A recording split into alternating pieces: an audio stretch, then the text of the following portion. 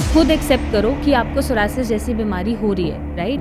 अगर patient accept कर गया है, उसे ढकना नहीं पड़ रहा, तो मैम जैसे पेशेंट के साथ हम घिरे रहते हैं, बहुत नेगेटिविटी हो जाती है एट टाइम पेशेंट की प्रॉब्लम देख के या उसकी स्टोरी सुन के।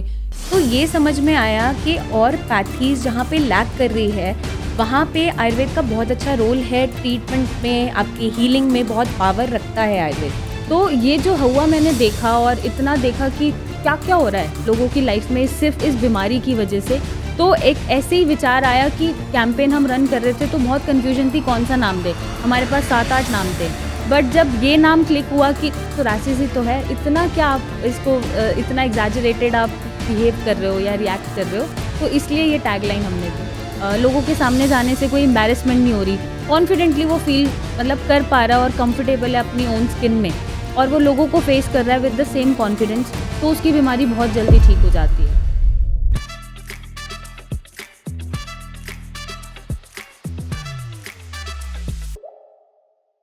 Hello everyone, welcome to the another episode of podcast with doctor Megha Chaturvedi.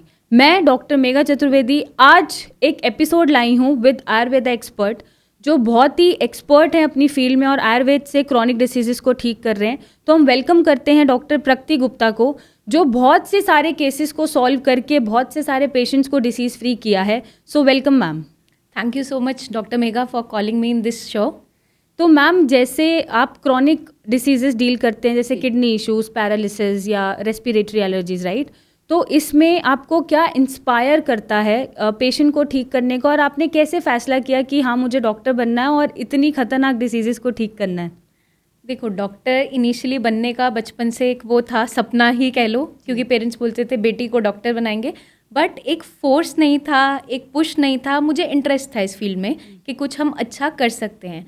तो जब मैंने BMS किया और आयुर्वेद पढ़ा इनिशियली कॉलेज में, अपने गुरु से, आगे वैद्य ताराचंद शर्मा जी से सीखा, तो ये समझ में आया कि और पैथीज जहाँ पे लैक कर रही है वहाँ पे आयुर्वेद का बहुत अच्छा रोल है। ट्रीटमेंट में, आपकी हीलिंग में बहुत पावर रखता है आयुर्वेद, क्योंकि जिन चीज़ों को हम इनिशियली नहीं समझ पाते थे वो ड्यूरिंग स्टडीज़ मैंने सीखा, समझा।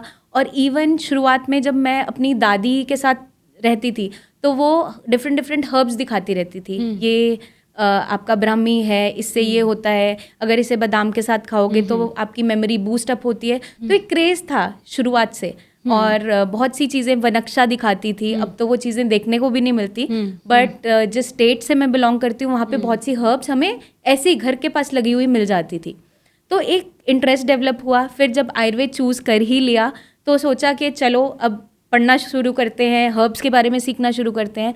तो इनिशियली कॉलेज में बहुत इजी नहीं था आयुर्वेद को समझना। फिर जब कॉलेज कंप्लीट किया उसके बाद मैंने RAV का कोर्स किया, तो गुरुजी हमें मिले, और वैद्य ताराचंद शर्मा जी, क्योंकि वो नाड़ी से ही डायग्नोस करते हैं, तो बहुत सी चीज़ें सीखी 1 साल के कोर्स के अंदर। बहुत से उनके क्लिनिक में जो मैंने पेशेंट्स देखे वो सारे क्रॉनिक थे, इसलिए एक इंस्पिरेशन की जो आप बात कर रहे हो वो वहाँ से मिला कि छोटी मोटी बीमारी तो गुरुजी ऐसे ही ठीक कर देते थे। जो क्रॉनिक डिजीजेज है उसमें आयुर्वेद का जब ट्रेमेंडस रिजल्ट्स देखे तब जाके यकीन हुआ कि पावर कितनी है आयुर्वेद की। तो सोचा कि हम भी आगे यही करेंगे, क्रॉनिक डिजीजेस को फॉलो करेंगे और पेशेंट्स को डिजीज़ फ्री करेंगे। तो मैम, जैसे पेशेंट के साथ हम घिरे रहते हैं, बहुत नेगेटिविटी हो जाती है एट टाइम्स पेशेंट की प्रॉब्लम देख के या उसकी स्टोरी सुन के। कई बार रिजल्ट्स भी डिलेड हो जाते हैं कि नहीं रिजल्ट आ रहा, कुछ नहीं मिल रहा। तो ऐसे में क्या बांध के रखता है आपको, या क्या पावर देता है कि नहीं होगा, ये तो ठीक होगा? ऐसे में आप फिर क्या प्रैक्टिस फॉलो करते हो? देखो, कभी भी हम सोली जो पेशेंट को जब हम ट्रीट कर रहे हैं तो बहुत सी चीज़ें माइंड में रख के चलना पड़ता है। आप किसी भी एक पैथी को स्टिक नहीं कर सकते। अगर हम आयुर्वेद से पेशेंट को ठीक कर रहे हैं तो वो इस तरीके से कर पा रहे हैं, जब हम उसकी बॉडी में कोई भी इश्यूज आ रहे हैं, कंप्लेंट्स आ रहे हैं, तो हम रूट कॉज पे वर्क करते हैं हमेशा।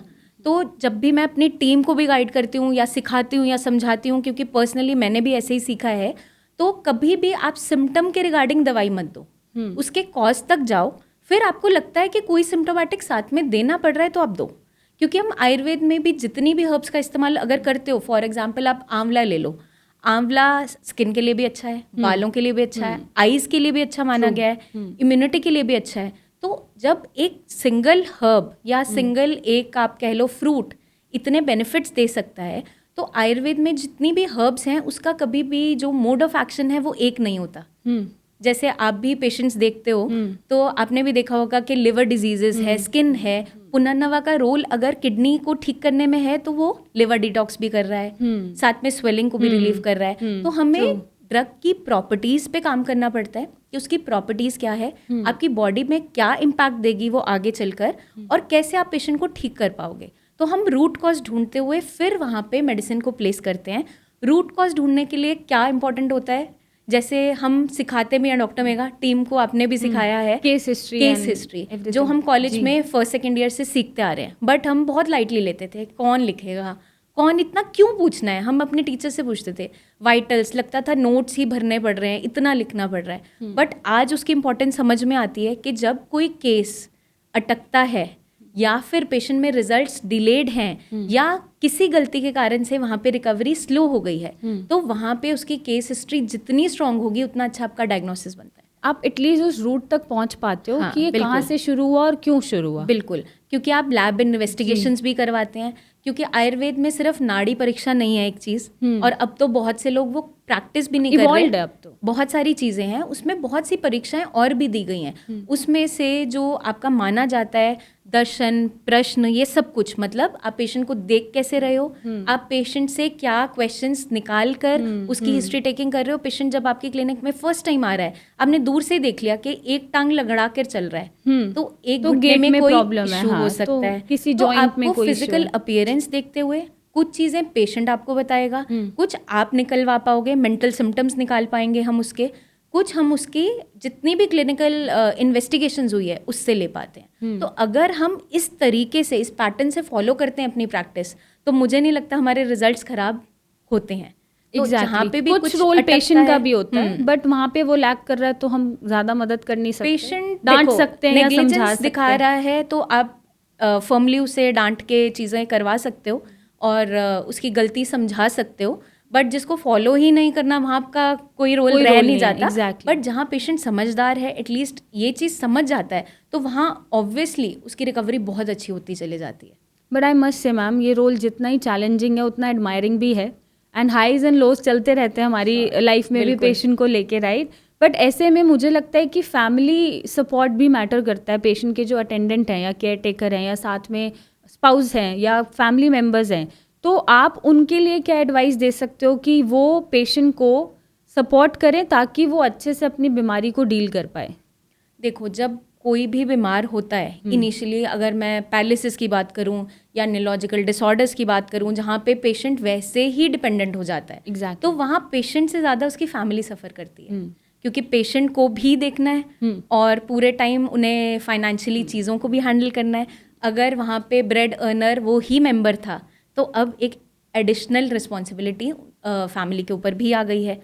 तो वहाँ पे पेशेंट को ठीक भी करना है, उसे टाइम भी देना है, खुद भी एग्जॉस्टिंग है वो चीज़ें, क्योंकि कभी कभार पेशेंट्स आते हैं सिर्फ हस्बैंड वाइफ साथ में रह रहे होते हैं और कोई फैमिली मेम्बर साथ में नहीं है, तो वहाँ पे वो जितना कर पाते हैं उतना वो पेशेंट को ठीक करने में मदद देते हैं। वहाँ पे हमारी इमोशनल जो सपोर्ट है वो बहुत इंपॉर्टेंट है।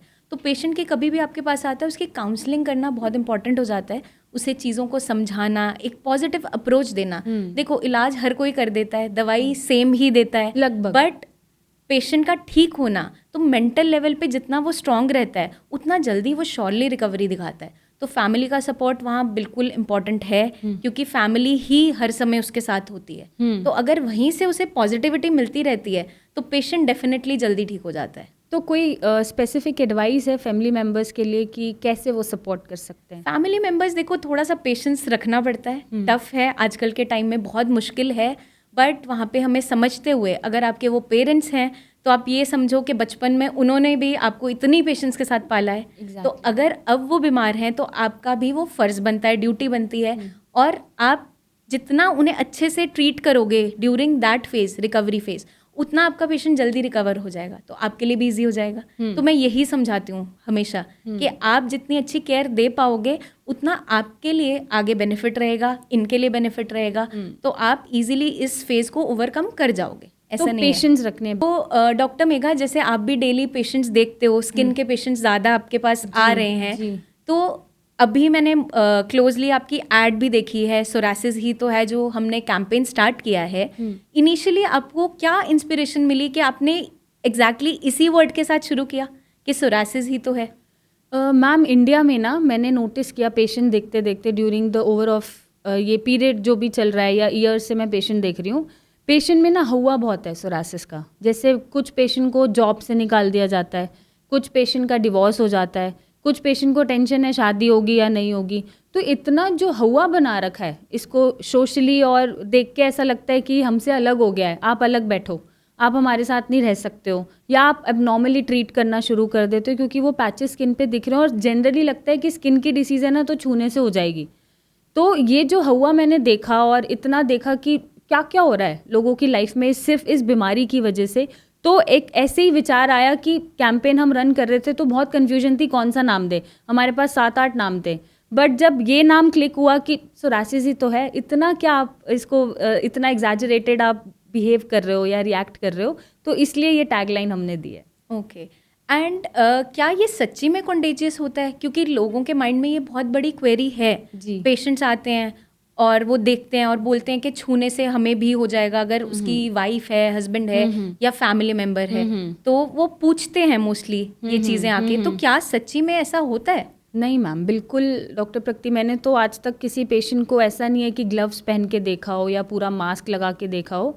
और मेरा जो उन्हें ऐसे ही देखने का एक पर्सपेक्टिव होता है वो यही होता है कि उन्हें कॉन्फिडेंस मिले कि हमारा डॉक्टर अगर हमसे ऐसे बात कर रहा है, बिना ग्लव्स पहने, बिना कोई यूनिफॉर्म पहने, और ओपनली हमें देख रहा है, टच कर रहा है, तो उन्हें कॉन्फिडेंस मिलता है कि हाँ एटलीस्ट ये किसी को फैलेगा नहीं और हम नॉर्मली रह सकते हैं। तो यही एक सोच के पीछे मैं ऐसे ही देखती हूँ पेशेंट को। और कभी भी कॉन्टैजियस ये नहीं हो सकता क्योंकि ये बीमारी अंदर से ही आ रही है। बट अगर इसके साथ कोई फंगल इन्फेक्शन चल रहा है तो फंगल कह सकते हैं कि हाँ एक से दूसरे को हो जाता है, बट अगर सोलली सोरासिस है तो वो एक से दूसरे को नहीं फैलेगा, छूने से नहीं फैलेगा या फिजिकल कांटेक्ट बनाने से बिल्कुल नहीं फैलेगा।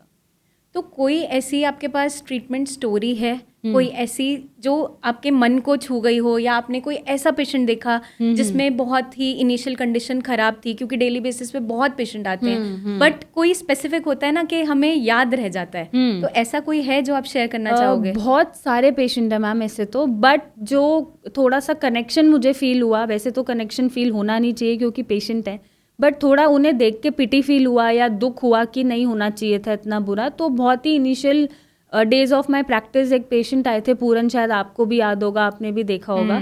तो उनकी मैंने, जैसे फाइनेंशियली वो बहुत स्ट्रांग नहीं थे, तो हमारा ट्रीटमेंट वो लेते गए और बहुत सालों से उनको सोरासिस भी था। बट एक पॉइंट के बाद क्योंकि इतना स्टेरॉइडल इंटेक उन्होंने किया हुआ था, उनका लिवर एक्यूट लिवर फेलियर में चला गया था, जॉन्डिस हो गया था और पानी भर गया था बॉडी में, सूजन आ गई थी, और उन दिनों कोविड था जब कोई भी हॉस्पिटल्स जल्दी से पेशेंट को लेते नहीं थे। तो उन्होंने मुझे पर्सनली कांटेक्ट किया और फाइनेंशियली वो इतने स्टेबल नहीं थे और इतना दूर अस्पताल था उनकी जगह से या गांव से कि उन्हें कोई गाड़ी हायर करनी पड़ रही थी जाने के लिए, वहाँ पे करना पड़ रहा था। तो मैंने उन्हें अपना पर्सनल अकाउंट से उन्हें पैसे उस टाइम पे ट्रांसफ़र करे कि पहले आप इमरजेंसी में भर्ती होकर अपने शरीर का पानी निकलवाओ, सूजन निकलवाओ, नहीं तो कुछ भी हो सकता है, देन हम अपना फिर से सोरासिस का ट्रीटमेंट रिटेन करेंगे। बट थैंक गॉड उस टाइम पे हो गए वो भर्ती। वहाँ पे मैंने हॉस्पिटल्स में बात करी थी डॉक्टर से, अपने एक सर्टिफिकेट्स बना के दिए थे, तो एडमिशन हुआ, इलाज हुआ, फिर उनका लिवर हमने ही ठीक किया, जॉन्डिस ठीक किया और फिर सोरासिस पे दोबारा काम किया। तो अगर मैं आपको फ़ोटोज़ भी दिखाऊंगी ना उनकी, तो आप बिलीव नहीं करोगे कि हाँ इतना ये ठीक हो गए और पेशेंट पहचान में नहीं आ रहा। क्योंकि पेशेंट के माइंड में बहुत सी क्वेरीज होती है कि क्या बिना स्टेरॉइड के हम ठीक हो सकते हैं?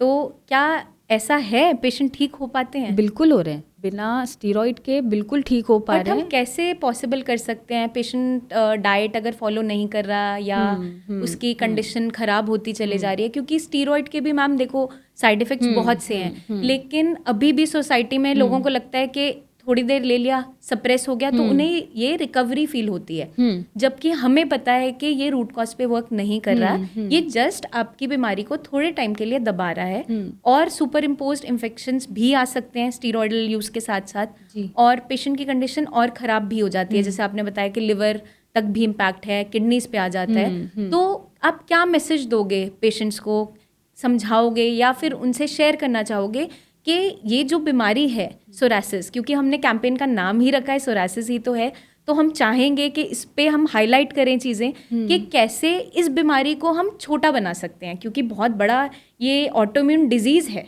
छोटी बीमारी नहीं है। तो कैसे हम इसे ओवरकम कर सकते हैं मेंटली टू, क्योंकि फैमिली के माइंड में भी बहुत से क्वेरीज होती हैं। कुछ पेशेंट्स मैंने फिजिकली देखे हैं, वो ग्लव्स पहन के आते हैं मैम, पूरा ढक के आते हैं। हाँ, क्योंकि उन्हें खुद को ही अच्छा नहीं लग रहा होता है, एक्सेप्टेंस वो नहीं है। दिखाना नहीं चाहते, जी, और जी। इसी वजह से वो स्ट्रेस में जाते हैं। तो हम क्या मैसेज देना चाहेंगे ऐसे पेशेंट्स को? सभी पेशेंट को मैम एक ही मैं मैसेज देती हूँ, पहले आप खुद एक्सेप्ट करो कि आपको सोरासिस जैसी बीमारी हो रही है, राइट। अगर पेशेंट एक्सेप्ट कर गया है, उसे ढकना नहीं पड़ रहा, लोगों के सामने जाने से कोई एम्बैरेसमेंट नहीं हो रही, कॉन्फिडेंटली वो फील मतलब कर पा रहा है और कंफर्टेबल है अपनी ओन स्किन में, और वो लोगों को फेस कर रहा है विद द सेम कॉन्फिडेंस, तो उसकी बीमारी बहुत जल्दी ठीक हो जाती है। जहाँ पे पेशेंट लेके बैठ जाता है कि मुझे क्यों हो गया, मुझे ही क्यों हो गया, ये ठीक नहीं हो रहा, क्योंकि फैमिली में नहीं था, Exactly. कभी देखा नहीं था ऐसी बीमारी, और ठीक होने के बाद भी ना उसमें एक डर है कि मैम ये फिर से हो जाएगा, फिर से हो जाएगा, रिलैप्स तो नहीं होगा। हाँ आप दवा खिलाते रहो, ये फिर से हो जाएगा। तो ये डरना नहीं है। सी फ्यूचर की तो श्योरिटी या गारंटी कोई भी नहीं दे सकता, हमें अपने बीमारी भी नहीं आ पता, सकती है, कोई भी बीमारी आ सकती है। बट मेरे को ये लगता है कि पेशेंट जब खुद एक्सेप्ट कर लेगा ना खुद को विद सोरासिस, तो वो जल्दी इस बीमारी से बाहर आ पाएगा। And talking about steroidal use के लिए मैम हम पेशेंट को यही बोलते हैं, जो पेशेंट हमें खुद लगता है ना कि एंशियस हैं या वो पैनिक कर जाएंगे, बीमारी बढ़ गई तो थोड़ा सा भी दिक्कत कर जाएंगे, तो हम उन्हें समझा के देते हैं दवाइयाँ कि जब आप स्टीरॉयड छोड़ोगे तो 10-15 दिन आपकी बीमारी बाहर उभरेगी, हाँ, क्योंकि रिलैप्स जैसा ही वो सिम्टम देता है, और शायद उससे भी खराब, हाँ उससे भी खराब। तो आप हमारी दवा लो ना लो, फर्क नहीं पड़ता, बीमारी बाहर निकलेगी। बट आप ये नहीं सोचना कि हमारी दवाइयाँ उसको निकाल रही हैं, राइट। और अगर पेशेंट्स हैं आप में, आप एंशियस नहीं होगे तो आप ट्रीटमेंट शुरू करो, नहीं तो बीमारी पूरी निकलने दो शरीर पे, तब हम ठीक करेंगे। बिल्कुल, क्योंकि कुछ पेशेंट्स में जब बिल्कुल ये साफ भी हो जाता है तो दोबारा से बीमारी आ जाती है। Exactly. क्योंकि पेशेंट डाइट छोड़ देता है, एग्जैक्टली, परहेज बिल्कुल छोड़ दिया, और साथ में स्ट्रेस दोबारा से वापस आ गया, तो वहाँ पे रिलैप्स होने के चांसेस होते हैं। बिल्कुल। बट क्या पेशेंट बिल्कुल सोरासिस फ्री हो जाता है? सोरासिस फ्री हो जाता है मैम, अगर वो अपनी श्योरिटी खुद ले लेता है कि मैं अब नए लाइफस्टाइल के साथ अपना जीवन जी लूँगा, है ना। क्योंकि डाइट ऐसी नहीं है जो आप और मैं फॉलो नहीं करते, या हेल्दी रहने के लिए नॉर्मल ऑडियंस फॉलो नहीं करती। डाइट ऐसी है कि जो हर किसी को फॉलो करना चाहिए, कि बाहर का मत खाओ, शराब मत पियो, नॉनवेज ज़्यादा मत खाओ, राइट, ज़्यादा मिर्ची मसाले मत खाओ। तो अगर किसी इंडिविजुअल को बीमारी नहीं भी है, उसको भी यही डाइट फॉलो करनी चाहिए। और आप और मैं भी शायद काफ़ी हद तक, बट जहाँ हम, हाँ आप और मैं काफ़ी हद तक शायद यही डाइट फॉलो भी करते हैं, राइट। कभी कभार ठीक है खा लिया, वरना अदरवाइज नहीं खाते हैं। तो उसको ये एक्सेप्टेंस लेनी है कि मुझे एक नया लाइफस्टाइल है मेरा, और मुझे इसी के साथ जीना है, ताकि मैं दवाइयों से और बीमारी से बचा रहूँ।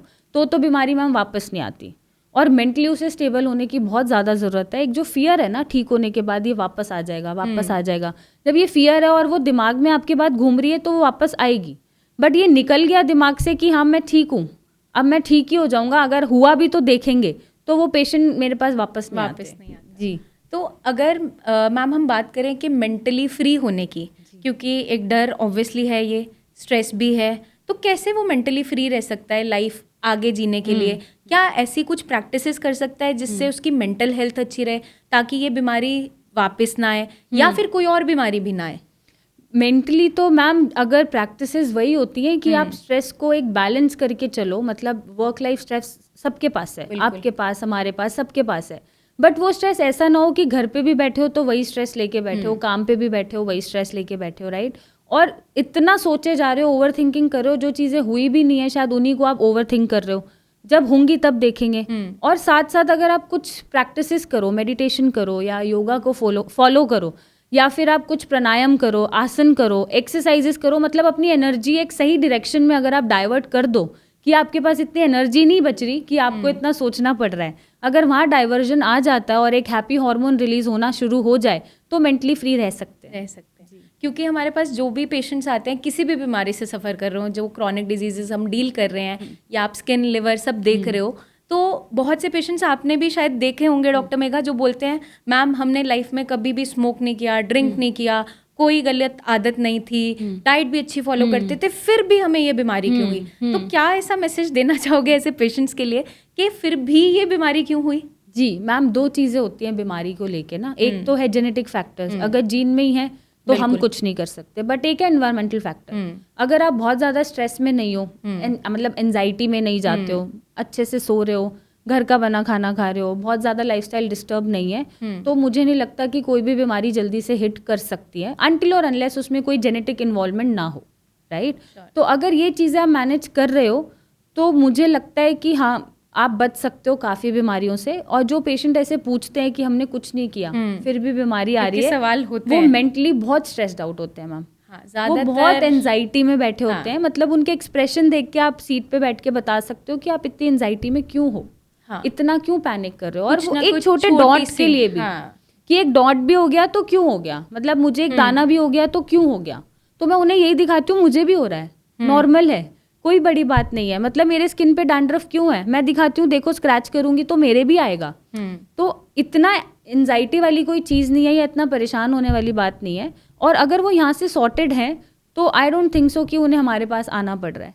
क्योंकि छोटी छोटी चीज़ों को अगर हम ओवर थिंक करते हैं, उसे बड़ा बना देते हैं, बिल्कुल, कि ये ऐसा क्यों हो गया, मैंने कुछ ऐसा नहीं भी खाया था तो भी हो गया। और कुछ लोग आपने ऐसे भी देखे होंगे जो खाते पीते हैं, मस्त रहते हैं, बीमारी के साथ भी आए थे, लेकिन जब आपने डाइट बोला उन्हें फॉलो करने के लिए तो उन्होंने माना और वो ठीक भी हुए। Exactly. तो ऐसे बहुत से पेशेंट्स होंगे आपके काफ़ी पास। पेशेंट मैम, जैसे हम एक हलवाई आए थे मेरे पास, तो उनका काम ही जैसे खाना बनाने का है, तो डाइट उन्होंने बोला कि मैम मैं 80% ही फॉलो कर पाता हूँ, 80% और मैं मुट्ठी भर के हरी मिर्ची छौंकता हूँ, खा जाता हूँ। और उनका सोरासिस 2 महीने में ही ठीक हो गया, मिर्ची खाने के बावजूद भी। हाँ, बावजूद भी, क्योंकि वो मेंटली बहुत ही मस्त थे, राइट। मस्त इन द सेंस आप ठीक करो बस, और काम वो करते थे, काम नहीं वो छोड़ा। करते थे नॉर्मली, बस मुझे पता है मैं आया हूँ, मैं ठीक हो जाऊंगा, आप बस ठीक करो, जितना होगा मैं डाइट कर लूंगा। और उसके बाद वो मुझसे 1.5 साल बाद मिलने आए, ये बताने के लिए कि मैं अब तक ठीक हूँ, अब तक ठीक हूँ। क्योंकि लोगों के माइंड में होता है एक बार ठीक होने के बाद ये फिर वापस आएगा। जी, तो हमने उनके साथ वीडियो भी शूट करा था, यही दिखाने के लिए कि नहीं आता। बट अगर मैं ऑन द कॉन्ट्रारी बात करूँ तो एक पेशेंट है हमारे, वो सोरासिस से ठीक हुए और फिर से उन्होंने अल्कोहल और नॉनवेज लेना शुरू कर दिया और वो रिलैप्स हो गया। तो वो हमारे पास कंसर्न लेके क्या आए कि बेटा मुझे पता है अगर मैं खाऊंगा भी तो तुम लोग संभाल लोगे। ओके, बट हमें वहाँ पे प्रिकॉशन लेना चाहिए। हाँ। आप हमेशा दवाइयों पे निर्भर नहीं रह सकते और रहना भी नहीं चाहिए। अगर आप ठीक हो गए हो और आप अपने सिर्फ लाइफस्टाइल और रेजीम से उसको ठीक रख सकते हो तो मेरा यही मानना है कि उससे ही रखना चाहिए, दवाइयों पे एंड में जाना चाहिए। बिल्कुल। तो जो हम कैंपेन रन कर रहे हैं मैम, ये लॉन्ग टर्म में क्या बेनिफिट देने वाला है, मतलब पेशेंट्स के लिए कैसे बेनिफिशियल हो सकता है? सोरासिस ही तो है कि जो हम बात कर रहे हैं, क्योंकि बार बार हम हाईलाइट वही कर रहे हैं, क्योंकि हमने ये स्टार्ट जो आपसे बात हुई, हमने इसे स्टार्ट ही इसीलिए किया था ताकि ये टैबू माइंड में से निकले कि ये जो बड़ी बीमारी दिखाई दे रही है ये इतनी बड़ी भी नहीं है कि आप इसको ट्रीटेबल है, ठीक नहीं कर सकते हो। बट अगर हम ऑन द कॉन्ट्ररी बात करें दूसरी पैथीज की या एलोपैथी में भी, तो पेशेंट को वो यही बोलते हैं कि अब सप्रेस कर देंगे, ठीक होगा, बट लॉन्ग टर्म हमें नहीं पता वापस आएगा या नहीं, क्योंकि पेशेंट ये चीज़ें आके बोलते हैं कि ऐसा हुआ था मैम और हम तो कभी ठीक नहीं हो सकते, जब एलोपैथी से ठीक नहीं हुए तो ऐसे आप बाकी मेडिसिन से कैसे ठीक कर दोगे? तो उन लोगों के लिए हम आगे चलकर क्या उनकी लाइफ में चेंजेस ला सकते हैं इस कैंपेन के साथ? इस कैंपेन के साथ बस हम मैम यही चाहते हैं कि एक सोशल चेंज आए, लोग एक्सेप्ट करें अपने आसपास। जी, मोर ऑफ अवेयरनेस की तरह ये काम करेगा कि लोग एटलीस्ट एक्सेप्ट करें कि इस बीमारी की वजह से कम से कम लोगों को नौकरी से ना निकाला जाए, या डिवोर्सेस ना हो, या फैमिली डिस्टर्बेंसेस ना हो, या पेशेंट का मोरल डाउन ना हो।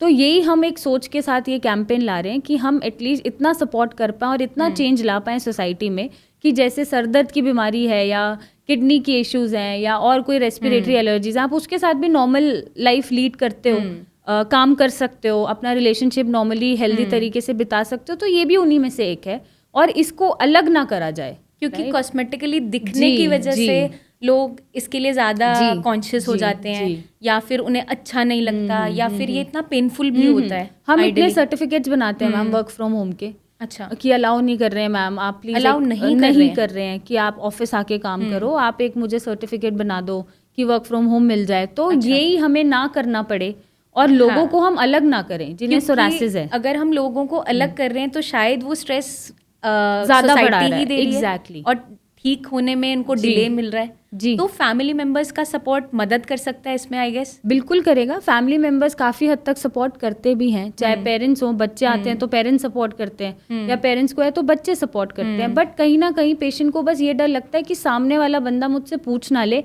ये आपको क्या हो रहा है, इन्फीरियर फील होना, इन्फीरियर फील होता है, out of the society feel होना। बिल्कुल, और वही वहाँ पे वो शाटर हो जाता है और कॉन्फिडेंस उसका टूट जाता है। तो हम ये चेंज लाना चाहते हैं कि आप उन भी पेशेंट को आप एम्पैथी रखो, सिंपैथी मत दो, और उन्हें पिटी मत फील कराओ कि आप हमसे अलग हो, क्योंकि कोई ऐसी छूने से होने वाली बीमारी ये नहीं है, नॉर्मल है, एब्सोल्युटली पैचेज ही हैं स्किन और कभी भी किसी को भी हो सकती है, किसी को भी हो आज कोई ठीक है लेकिन ये ऑटोइम्यून बीमारी कभी भी डेवलप हो जाएगी, हाँ, किसी भी कारण से ट्रिगर हो जाएगी, जरूरी नहीं है सोरायसिस हो, अगर नहीं भी है तो भी हो सकता है, बिल्कुल हो सकता है। तो फिर क्यों सोसाइटी से अलग उन्हें ट्रीट एग्जैक्टली तो बस इसी चेंज के साथ हम ये कैंपेन लाए और हमने ऐसा नाम दिया कि सोरायसिस ही तो है, और हम चाहते हैं कि शायद थोड़ा चेंज आए, सोसाइटी बदले, तो पेशेंट ना जो डिलेड रिकवरीज में चलते हैं मेंटल स्ट्रेस की वजह से, वो जल्दी रिकवर कर पाएंगे, जल्दी भी रिकवर कर पाएंगे और आप तक जुड़ भी पाएंगे, क्योंकि वो समझ पाएंगे कि आराम आ सकता है। आधे लोग इलाज बीच में इसलिए भी छोड़ देते हैं क्योंकि बहुत लंबे टाइम से स्टीरॉइड्स पे होते हैं कि अब तो कुछ होने ही नहीं वाला, अब छोड़ दो क्योंकि मेरे बाकी ऑर्गन्स पे भी इफेक्ट आ रहा है, अब कुछ ठीक नहीं हो पा रहा, ये होगा ही नहीं ठीक, ये ऐसी बीमारी है जो ठीक नहीं हो सकती। ऑल्सो जो एलोपैथिक डॉक्टर्स हैं, डॉक्टर प्रकृति, वो बोलते हैं कि बीमारी ठीक नहीं होगी, आपको ताउम्र दवा खानी पड़ेगी। सुना है मैंने ऐसा, पेशेंट्स के मुंह से ही सुना हुआ है, पेशेंट ही बताते हैं। तो जब ये एक मेंटल सेट हो गया कि हमेशा दवा खानी है, बीमारी ठीक नहीं हो सकती, तो वैसे ही नेगेटिव हो जाते हैं बीमारी को लेके। तो हमें तो पहले उन्हें पॉजिटिव करना पड़ता है। काउंसलिंग वाला पार्ट जी ज्यादा है, बहुत ज्यादा। तो दवाइयाँ तो हमें पता है असर कर जाएंगी, बट जो एक काउंसलिंग वाला पार्ट है ना, वो बहुत मेजर रोल प्ले करता है। और जब पेशेंट की दवा छूटती है ना, तो कुछ पेशेंट इमोशनल भी होते हैं, उन्हें नहीं लगता कि दवा छोड़ भी पाएंगे या ठीक भी हो पाएंगे, तो वो इमोशनल भी होते हैं, कुछ हक भी करते हैं, कुछ ब्लेसिंग्स भी देते हैं, कुछ ठीक हो जाते हैं, तो कुछ को लगता है कि दवाइयों में स्टीरॉइड ही है, इसलिए हम ठीक हो गए, ऐसा भी होता है। तो हमें वो जो जगह हमारी है वो बहुत अच्छी नहीं है या बहुत आसान नहीं है, बहुत चैलेंजिंग है, और बहुत ही मल्टीपल, और हमें बहुत ही कॉम्प्लेक्स इमोशंस देखने को मिलते हैं पेशेंट में। बट एट दी एंड हम यही चाहते हैं कि पहले तो किसी को बीमारी हो ना, बट हो रही है तो वो टाइमली रिकवर कर जाए और पेशेंट ठीक हो जाए। और मैंने एक पर्सनली ऐसे पेशेंट भी देखे थे, वो मदर के साथ आते थे, स्किन के ही थे, सोरायसिस ही थे, और उनकी मदर हमेशा हर बार आके वो बोलती थी कि ये मेरा सबसे सुंदर बच्चा था, और उसके माइंड में यही बैठ गया था कि अब मम्मी को ही मैं सुंदर नहीं लगता। Exactly. तो नेक्स्ट टाइम जब भी वो आती थी, मैंने उनसे सबसे पहले तो एक बार मैंने नोटिस किया ये चीज़, उस दिन मैंने कुछ नहीं बोला, नेक्स्ट टाइम मैंने उन्हें इसी चीज़ के लिए पेशेंट को बाहर भेज के उनकी मदर को काउंसिल किया कि अगर आंटी आप इसके सामने ऐसे बोलोगे, सुंदर बच्चा था अभी भी ये सुंदर है, कुछ ऐसा नहीं हुआ ऐसे, और बच्चा हमेशा प्यारा होता है, तो आप ही अगर ऐसे शाटर कर दोगे इसे, और ये और सोसाइटी को कैसे फेस करेगा। Exactly. तो उन्हें काउंसिल किया था सबसे पहले। ये हर घर में हाल है मैम, जो पेरेंट्स होते हैं या गाइडेंस जो भी वहाँ पे है, अटेंडेंट हैं या गार्जियन के फॉर्म में है, वो यही बोलते हैं कि ये तो सबसे अच्छा बच्चा था, सबसे सुंदर था, अब इसकी स्किन को क्या हो गया, पता नहीं कहाँ से ये बीमारी लग गई, हमारे खानदान में किसी को नहीं है। तो ऐसी चीजें उन्हें यूज नहीं करनी चाहिए, क्योंकि वो अलग फील करना वहीं से स्टार्ट कर देता है। और माँ के लिए बच्चा सुंदर ही रहता है, चाहे कैसा भी दिखे, क्या फर्क पड़ता है। और जब घर से ही उसका ये सपोर्ट टूट जाता है, या उसको लगता है कि अब मैं ही अच्छा नहीं लग रहा घर वालों को, तो वो और बिखर जाता है, क्योंकि बाहर तो वो फेस करने फिर निकल ही नहीं पाएगा। तो ऐसी मुझे लगता है कि जो ऐसे स्टेटमेंट्स होते हैं ना, बिना सोचे समझे नहीं देने चाहिए। बिल्कुल। तो मैम ये सोरायसिस ही तो है के बारे में हमने बहुत बातें की, एंड आई विश कि ये चेंज आए, लोगों में चेंज आए, सोसाइटी में चेंज आए। बट साथ में जैसे आप डील करते हो पेशेंट को, तो पेशेंट को एक जो लाइफस्टाइल जीना चाहिए, है ना। पेशेंट को लगता है कि मैं छोले भटूरे भी खाता रहूं और मेरी बीमारी भी ठीक होती रहे। तो ये जो एक मिसकंसेप्शन है लेके हेल्थ इश्यूज को लेके या लाइफस्टाइल को लेके, उनके लिए आप क्या मैसेज देना चाहेंगे? देखो, सबसे पहले हमें डिसिप्लिन में आना बहुत इंपॉर्टेंट है। अगर हम हेल्दी रहना चाहते हैं तो हमें लगता है कि डॉक्टर आके सीधा बोलता है डाइट, इसमें आपको ध्यान रखना है, नेग्लिजेंस नहीं करना है। और कुछ पेशेंट्स के माइंड में क्या होता है कि आप बस दवाई दो, मुझे बढ़िया से बढ़िया दवाई दो मैम, बाकी मुझे कुछ नहीं करना। चाहे पैरालिसिस की पेशेंट की बात कर लूँ मैं, एक्सरसाइज नहीं करनी है हमें, बस एक रामबाण इलाज चाहिए कि बस एक गोली हम खाएं और ठीक हो जाए, और एक ही दिन में ठीक हो जाए। एक ही दिन में तो चलो अलग ही स्टोरी है, बट ये जो माइंडसेट है ये बहुत ख़राब है। अगर हमें वेट लॉस करना है या हमें हेल्दी ही रहना है, या कोई एथलीट है जो परफॉर्मेंस देना है उसे आगे चलकर, कोई रन में जाना है, कोई स्पोर्ट खेलना है, तो वो कितनी मेहनत करते हैं डॉक्टर मेगा। आप चाहे आर्मी पर्सनल्स की बात करो, मेरा ब्रदर खुद डिफेंस में है, उनकी इतनी हार्श ट्रेनिंग होती है।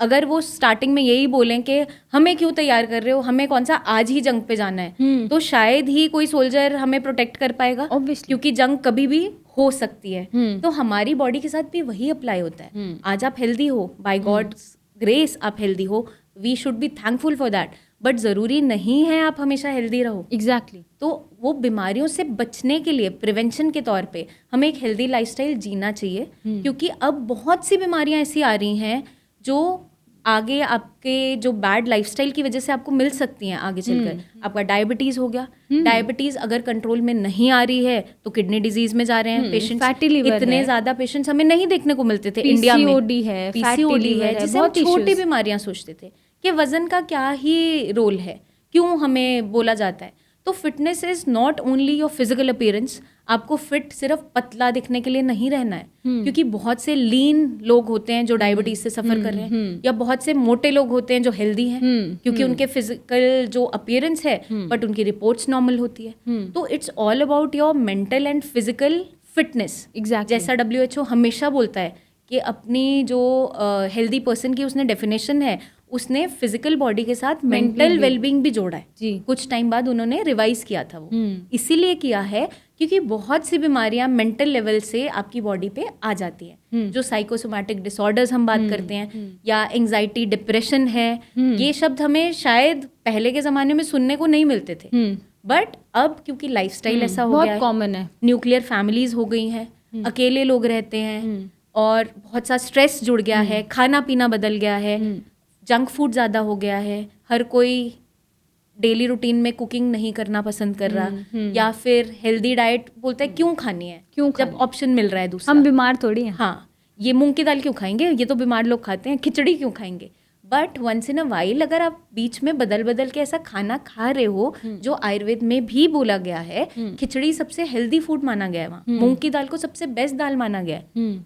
क्यों? क्योंकि जब आप बीमार भी होते हो तो आपकी बॉडी को ये स्ट्रेंथ देती है, तो ये प्रोटीनिशियस भी है, इजी टू डाइजेस्ट भी है, तो सबसे बेस्ट फॉर्म माना गया। तो आप उसको अच्छे से कुक करो ना, फ्लेवर्स डालो, ऐसा नहीं है कि उबाल के खाना है। तो अगर आप इस फॉर्म में प्रैक्टिस करते हो तो आप डेफिनेटली आगे भी हेल्दी रहोगे। इसलिए आपकी जो फिटनेस है वो बहुत इंपॉर्टेंट है, ताकि आप आगे आने वाली बीमारियों से बचते चले जाओ। जैसे हम लिवर की बात करते हैं, फैटी लिवर से शुरुआत होती है, सिरोसिस तक पेशेंट पहुंच जाता है। एवरी थर्ड पेशेंट जरूरी नहीं है कि अल्कोहलिक अल्कोहलिक पेशेंट। हाँ, जरूरी नहीं है। वजन ज्यादा होने से भी होता है, शुगर इनटेक से है, या डायबिटीज की हिस्ट्री है, या उससे भी हो खान पान सकता ऐसा, है। या ओवरवेट की वजह से है, तो फैटी लिवर से फिर शुरू होके वो सिरोसिस में लैंड कर जाता है। क्योंकि बहुत से लोग यही बोलते हैं कि ये तो नॉर्मल है, क्या है, फैटी लिवर ही तो आया, ठीक हो जाएगा।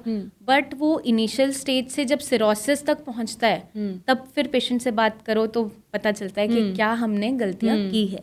तो आपको डिसिप्लिन में रहना बहुत इंपॉर्टेंट है, जुबान पे कंट्रोल रखना बहुत इंपॉर्टेंट है, क्योंकि अगर हम अपनी डाइट हेल्दी रखेंगे तो आप आगे आने वाली बीमारियों से ऑटोमेटिकली प्रिवेंशन के तौर पे ही वो काम कर रहे हो। Exactly. तो आप फ्लेवर्स डालो फूड के अंदर, ऐसा नहीं है।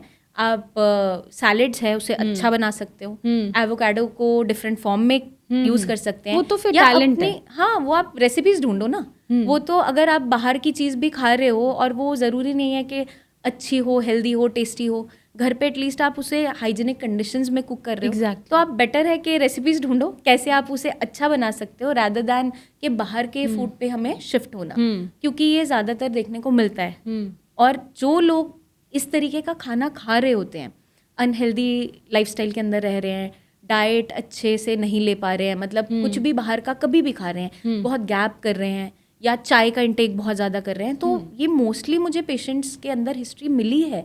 ऐसा नहीं है कि हम सिर्फ बोलने के लिए कहते हैं, प्रूवन है। हाँ, ये प्रूवन है।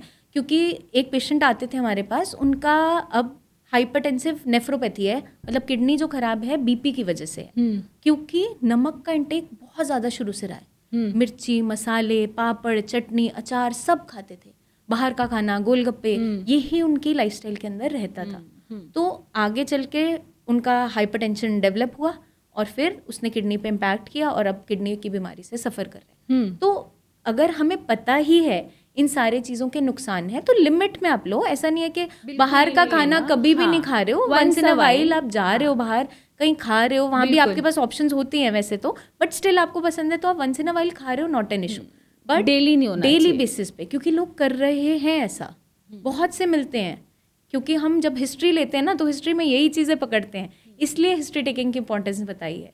तो इन सारी चीज़ों को अगर हमें प्रिवेंट करना है तो एक हेल्दी डाइट लाइफस्टाइल का इंपॉर्टेंस डेफिनेटली है। तो आप एक्सरसाइज भी करो, खाना भी अच्छे से खाओ, जितना कैलोरीज ले रहे हो उसको बर्न आउट कर रहे हो ना, तो कोई इशू नहीं है। सारे ज़्यादातर वर्कहॉलिक हैं, सबको ही अपना करियर सेट करना है, ऐसे में इतने बिजी स्केड्यूल्स हैं, हमारे भी हैं, या जो कॉर्पोरेट में भी काम करते हैं उनका मतलब 10-10, 12-12 आवर्स की वर्किंग शिफ्ट होते हैं और वो काम करना ज़रूरी है, छोड़ नहीं सकते। तो ऐसे में वो कैसे अपना लाइफस्टाइल हेल्दी रख सकते हैं या क्या फूड प्रेफरेंसेस रख सकते हैं जिनसे वो बीमारियों से बच सकें? देखो मोस्टली आजकल अगर हम बात करें, दोनों हस्बैंड वाइफ भी वर्किंग होते हैं, तो बच्चों के स्कूल्स में तो मैक्सिमम मील्स वहाँ से प्रोवाइड की जाती है और न्यूट्रिशियस, क्योंकि वहाँ पे उनका एक बर्डन कम कर दिया है स्कूल्स ने। अब रही बात उनके हेल्थ की, क्योंकि अब सुबह से लेके शाम तक वर्किंग हैं वो, तो वो क्या कर सकते हैं, अगर आप ब्रेकफास्ट मिस भी कर रहे हो या कुछ नहीं भी जल्दी में ऑफिस जा रहे हो, तो रैदर दैन वहाँ पे जाकर सैंडविच खाना, आप एक बैग में फ्रूट कैरी कर लो ना, एप्पल जो कट नहीं करना पड़ता, बनाना जो ऐसे ही रख लिया, या फिर आप रोस्टेड मखाने रख सकते हो, पफ्ड राइस रोस्ट करके रख सकते हो, सीड्स हैं रोस्टेड फॉर्म में अपने बैग में कैरी ज़रूर करो।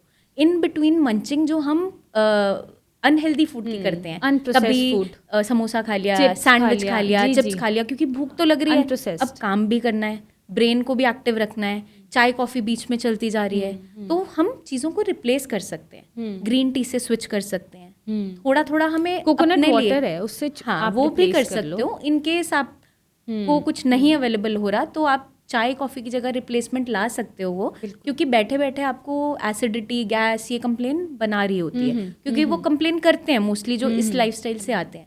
तो अगर आप फ्रूट की मंचिंग बीच में कर सकते हो, सैलेड्स आप कैरी कर सकते हो। फ्रूट सबसे ईजियर ऑप्शन इसलिए है कि आधे फ्रूट्स तो आपको ऐसे ही कैरी करने हैं, कट भी नहीं करना है, ऐसे आप खा सकते हो।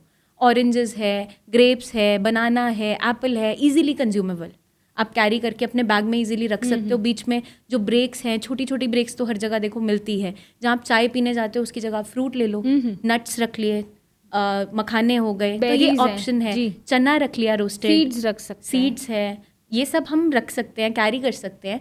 तो आपकी आधी जो ये मंचिंग है ये कब हो जाती है, इससे हम बचते चले जाते हैं। बाकी आपका लंच ब्रेक है तो लंच ऑब्वियसली कुछ लोग कैरी करते हैं, कुछ कैंटीन्स में करते हैं, तो अपना एक प्रॉपर मील खाइए। बस हम ये है जो बीच के गैप्स हैं उसके फिलर में इन चीज़ों को अगर डाल देते हैं तो हमारी जो डेली रूटीन है वो अच्छी होती चली जाती है, वो गैप्स ख़त्म हो जाते हैं कि सुबह कुछ नहीं खाया सीधा फिर लंच हो रहा है, डिनर का कोई टाइम नहीं है, वो वाली चीज़ ख़त्म हो जाती है। तो ऐसा पॉसिबल है कि डिनर अगर लेट हो रहा है तो छोड़ दें, ऐसा सैलेड कर खाओ और सो जाओ, कर सकते हो। बट कुछ लोगों की मैम देखो नाइट शिफ्ट्स होती हैं, उनका तो वैसे ही मेटाबॉलिज्म और क्लॉक पूरा ही खराब हो जाता है, तो उन लोगों में बीमारी होने के चांसेस होते हैं ज़्यादा। बट जब वो डेली रूटीन में उसी लाइफस्टाइल को जी रहे हैं या डेली नाइट शिफ्ट्स हैं, तो बॉडी अडेप्ट भी कर जाती है। ऐसा नहीं है कि अडेप्ट नहीं करती, क्योंकि हर कोई उसमें बीमार नहीं होता, किसी का वर्किंग शेड्यूल ही ऐसा है। अब हर जगह हमारे पास ऑप्शन टू स्विच नहीं होता, हर किसी के पास नहीं होता, तो वहाँ भी यही है, बीच में आपको जो ब्रेक्स मिल रहे हैं उसमें थोड़ी थोड़ी मंचिंग करो, 2-3 आवर्स के गैप में थोड़ा थोड़ा आप खा सकते हो, रिप्लेस कर दो, रिप्लेस आपको आइटम्स हेल्दियर ऑप्शंस चूज करना होगा। तो आजकल बहुत सी ऑप्शंस हम जोड़ सकते हैं, तो इस तरीके से हम कर सकते हैं उसे, रादर दैन कुछ उसकी जगह हम ब्रेड जंक फूड डाल रहे हैं, तो हम ये हेल्दियर ऑप्शंस, हाँ ये आप रख सकते हो, और इतना मुश्किल नहीं है गेस करना, इजीली आप कैरी भी कर सकते हो, तो ये मिल भी जाता है available. And also discipline and consistency is the key. मुझे लगता है कि शायद एक दिन में आपको नहीं पता चलेगा या रिजल्ट नहीं मिलेगा या बेटर फील नहीं होगा, बट आप जब कॉन्स्टेंटली ये प्रैक्टिस कर रहे हो फॉर 2-3 मंथ्स, तो आपको खुद पे खुद बेटर और अच्छा फील होने लग जाएगा, शायद काम आप अपना बेहतर कर पाओगे। बिल्कुल। अब जो लोग चाय पीते हैं, हैबिट होती है चाय पीने की, फिर आके हमें कंप्लेन कर रहे होते हैं, मैम एसिडिटी, गैस बहुत हो रही है, ये परेशानी हो रही है, तो उनसे पूछते हैं दिन में कितने कप चाय पीते हो? 4-5 कप तो मैम हो ही जाते हैं, काम करते हुए हो ही जाते हैं। तो उन्हें जब हम बोलते हैं कि आप रिप्लेस करो इसे, लेमन वाटर ले लो, कोकोनट वाटर ले लो, या फिर green tea P low, lemon tea P low initially, तो उससे भी वो काफ़ी हद तक सॉर्टेड हो जाती है चीज़ें। तो it's all about the replacement. और एक दिन में ना तो बीमारी बनती है ना ठीक होती है, क्योंकि कुछ लोगों को लगता है कि अभी मैं इस लाइफस्टाइल में हूँ, जो भी आप खा रहे हो, अभी मैं यंग हूँ, ठीक हूँ, क्या फ़र्क पड़ता है। बट एक एज पे आके, जैसे हम पार्किंसन के पेशेंट्स देखते हैं, लेटर एज में ही मिलते हैं, उनकी कहीं ना कहीं हिस्ट्री बैड गट और आपका मेंटल स्ट्रेस दोनों मिलता है। तो बैड गट क्योंकि हमारा खाना पीना ऐसा था, फाइबर हमने अपनी डाइट में रखा नहीं था, सारा रिफाइंड फूड खा रहे थे, प्रोसेस फूड खा रहे थे, फ्रोजन फूड्स खा रहे थे, तो आगे चल के वो अब हमें भुगतना पड़ रहा है। तो ये हमने बीमारी खुद से ही डेवलप की है। तो अगर हम चाहते हैं कि हम हेल्दी रहें, तो शुरुआत से ही, मतलब आज से ही, अगर हम भी जितनी एज में हैं, हमें आज से ही डिसिप्लिन फॉलो करना चाहिए। ज़रूरी भी है ना, बिल्कुल। डिपेंडेंसी अगर नहीं चाहिए ओल्डर एज में किसी के ऊपर, तो ज़रूरी भी है। अपने लिए एक ब्लेसिंग है वो, और आगे अपनी फैमिली को आप एक बहुत अच्छा गिफ्ट दे रहे हो अपनी तरफ से, कि आप डिपेंड नहीं हो, क्योंकि आप डिपेंडेंट नहीं हो। क्योंकि लेटर एजेस में जो बीमारियां आती हैं उसमें आप फिजिकली भी चैलेंज्ड हो रहे होते हो, बिल्कुल, मेंटली भी चीज़ों को संभाल नहीं पा रहे होते हो, तो एट द एंड आप तो सफ़र करते ही हो, बट फैमिली उससे भी ज़्यादा सफ़र करती है। एक तो उस कंडीशन में आपको देख नहीं पा रही, दुख भी होता है कि अब हमारी इस कंडीशन में बच्चे हमारा साथ नहीं दे रहे, बट वहाँ पे पूछ नहीं रहे। हाँ, पूछ नहीं रहे, वो अलग चीज़ है। बट हम वहाँ से हमने क्रिएट खुद की। अब उनका लाइफस्टाइल इतना बिजी है कि वो आपको, चलो ठीक है, कुछ हद तक टाइम दोगे, दे सकते हैं, आपका ध्यान रख सकते हैं, बट हर टाइम आपके साथ नहीं हो सकते। तो अगर आप उन्हें कुछ भी गिफ्ट करना चाहते हो, तो एक हेल्दी लाइफस्टाइल अपने आप को रखोगे, तो आपके बच्चे भी वैसे ही रहेंगे, फॉलो करेंगे। अगर हम अपनी फैमिली में शुरू करेंगे, तो आगे चल के वो भी हमें जब देखेंगे इस फॉर्म में, एक्सरसाइज करते हुए, अच्छा खाना खाते हुए, क्योंकि मेरी बेटी खुद ही बोलती है, उसे मैं सिखाती रहती हूँ ना, ये अच्छा नहीं है, ये जंक फूड है, मम्मा ये तो जंक है, ये नहीं खाएंगे। तो वो इतनी छोटी सी बच्ची सीख गई है। उसे अगर चॉकलेट केक से परेशानी होती है, तो वो बोलती है आज मैंने नहीं खाया मम्मा, मैंने कंट्रोल किया। तो आप कर सकते हो, शी इज़ जस्ट 4। तो जब छोटा बच्चा कर सकता है, तो एक लेटर एज पे हम ज़रूर कर सकते हैं। और वो डिसिप्लिन अगर अर्ली चाइल्डहुड से स्टार्ट हो रहा है, तो आई गेस उससे अच्छा कुछ नहीं है। बिल्कुल, एब्सोल्युटली। तो डॉक्टर प्रकृति, बहुत मज़ा आया आपसे बात करके, इतने सारे एक्सपीरियंसेस और स्टोरीज हमने शेयर करी हैं पेशेंट की। आई होप कोई पेशेंट सुने तो बस बुरा ना माने। एंड जो आपने वैल्यूएबल चीज़ें बताई हैं टू फॉलो, हम चाहते हैं कि not only the disease one, but healthy भी उसको फॉलो करे, ताकि वो आगे बीमार ना पड़े। मतलब डॉक्टर्स भी चाहते हैं कि पेशेंट ज़्यादा ना आए, राइट? बिल्कुल। तो आपके एक्सपीरियंस और आपके वैल्यूएबल जो भी आपने चीज़ें बताई हैं करने के लिए, thank you so much for coming and giving us these goals. And I wish कि हमारी ऑडियंस भी फॉलो करेगी, ताकि वो बीमारी ना पड़े और हमारे पास आए ना, क्योंकि हमारा स्ट्रेस भी बढ़ता है, राइट? बिल्कुल, हम भी यही उम्मीद करते हैं। And thank you so much doctor Megha.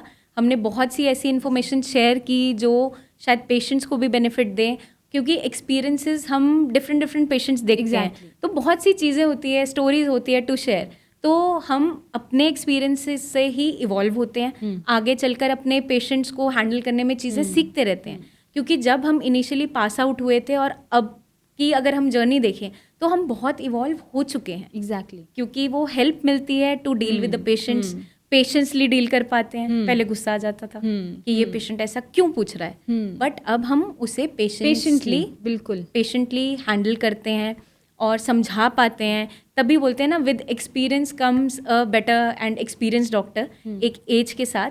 But जब हमने प्रैक्टिस स्टार्ट की, तो हमने इतने पेशेंट्स देखे कि वो एक्सपीरियंस हमने जल्दी कैटर कर लिए। तो वो बहुत अच्छा रोल प्ले कर रहा है, पेशेंट्स को ठीक करने में मदद दे रहा है। तो age is just a number.